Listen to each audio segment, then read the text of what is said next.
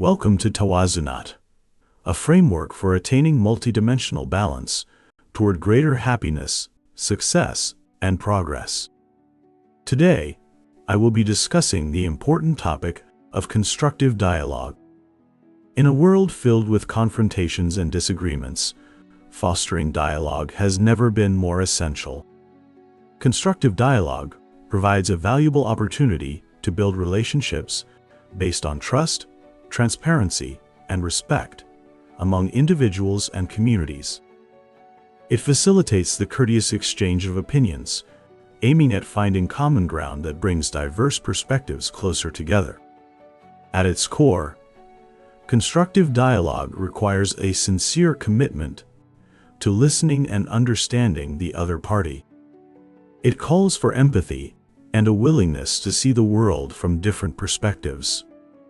It has been said, dialogue should not be a tool for winning or losing, but for understanding and learning from others.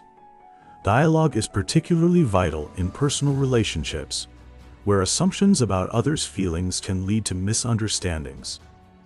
We often misinterpret how others perceive us, as we cannot truly know what is in their hearts. Constructive dialogue serves as a means to clarify these assumptions and resolve potential misunderstandings. Nonetheless, several obstacles can hinder this process, including pride, stubbornness, and mistrust. I have a long-standing friendship that has experienced both joy and disagreements over the years. There were times when I doubted my friend's appreciation for me and for the value of our friendship. We recently reflected on past disagreements and discovered that my friend had been grappling with the same doubts during that time.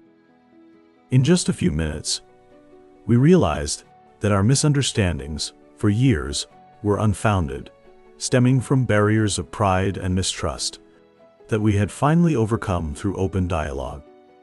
In this context, it has been said, through dialogue, we discover that we are more similar to others than we think.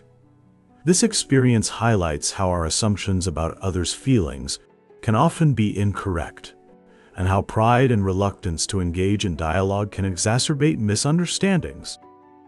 Such misunderstandings can lead to the erosion of friendships, families, and even institutions without any clear reason. Beyond personal relationships, various obstacles can impede constructive dialogue at community and international levels. Differences in culture, experiences, and values are natural and should not serve as barriers to dialogue. Instead, they can enrich our relationships and broaden our understanding. It has been said, through constructive dialogue, we find the courage to confront our biases and the inaccuracies of our assumptions about others.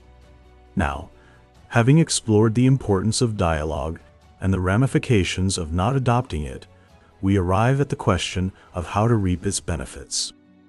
There are many ways to enhance dialogue. This includes making an effort to listen fully before responding, which demonstrates respect and encourages openness.